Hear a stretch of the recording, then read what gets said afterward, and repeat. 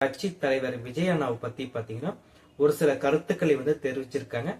அது என்னங்கறதா நாம இன்னைக்கு இந்த வீடியோல தெரிஞ்சுக்க போறோம். வாங்க நம்ம வீடியோக்குள்ளார போலாம். அதுக்கு முன்னாடி நீங்க இப்பதான் மிஸ்டர் பிரதாப் ஸ்டுடியோ யூடியூப் சேனலுக்கு ஃபர்ஸ்ட் டைம் வரீங்கன்னா ஃபாலோ பண்ணாதீங்க, ஃபாலோ பண்ணிக்கோங்க. உங்க ஃப்ரெண்டுங்களுக்கும் ஷேர் பண்ணுங்க. வாங்க நம்ம வீடியோக்குள்ளார போகலாம்.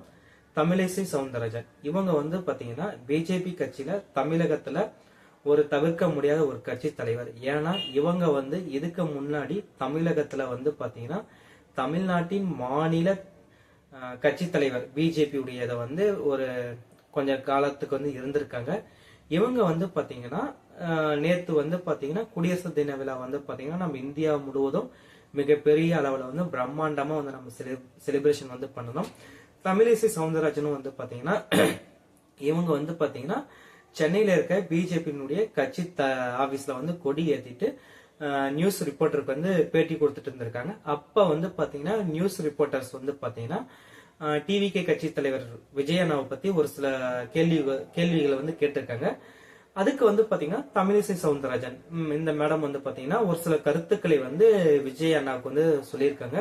என்னன்னா அப்படின்னு பாத்தீங்கன்னா விஜய் பாத்தீங்கன்னா 30 வருஷம் சினிமால இருந்து கரியர்னுடைய உச்சத்துல இருந்து நான் வந்திருக்கேன் அப்படின்னு சொல்லியிருக்காங்க. அப்ப நாங்கெல்லாம் பாத்தீங்கன்னா சும்மா இருந்து வந்திருக்கோமா? நாங்களும் பாத்தீங்கன்னா டாக்டர் படிச்சிருக்கோம். அண்ணாமலை அவரு பாத்தீங்கன்னா ஐபிஎஸ் படிச்சிருக்காரு. நாங்கெல்லாம் பாத்தீங்கன்னா இந்த பெரிய பதவியில எல்லாம் நாங்க விட்டுட்டு மக்கள் சேவை செய்யறதுக்காக நாங்க அரசியல் வந்திருக்கோம் அப்படின்னு சொல்லியிருக்காங்க.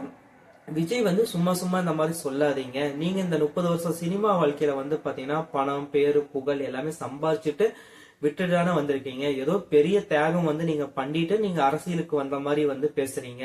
இந்த மாதிரி பேசாதீங்க அப்படின்னு சொல்லியிருக்காங்க. அடுத்த ஒரு கருத்து என்ன சொல்றாங்கன்னா விஜய் ஒரு ஜீரோ தான். ஜீரோக்கு எப்பயுமே மதிப்பு கிடையாது.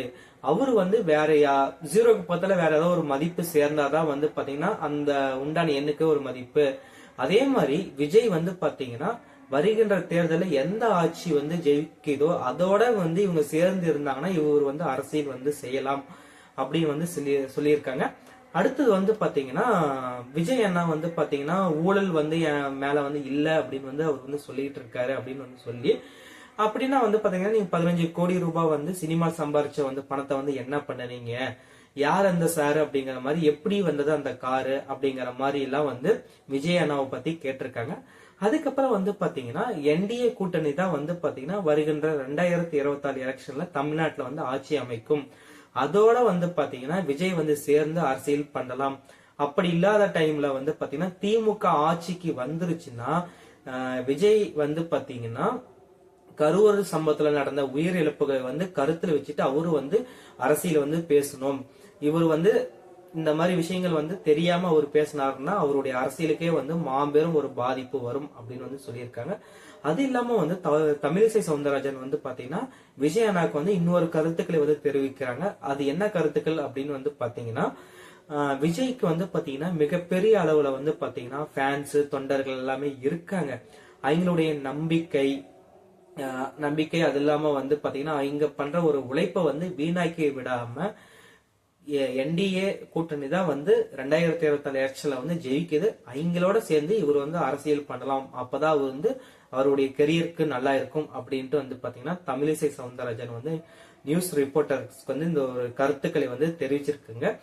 நீங்க இந்த வீடியோ பதிவு பத்தி என்ன நினைக்கிறீங்க அப்படிங்கறத கமெண்ட் பாக்ஸ்ல கமெண்ட் பண்ணுங்க. நாளைக்கு நாம இன்னொரு வீடியோவோட பார்க்கலாம். உங்க ஃப்ரெண்ட்ஸுங்களுக்கும் ஷேர் பண்ணுங்க. Thank you so much friends.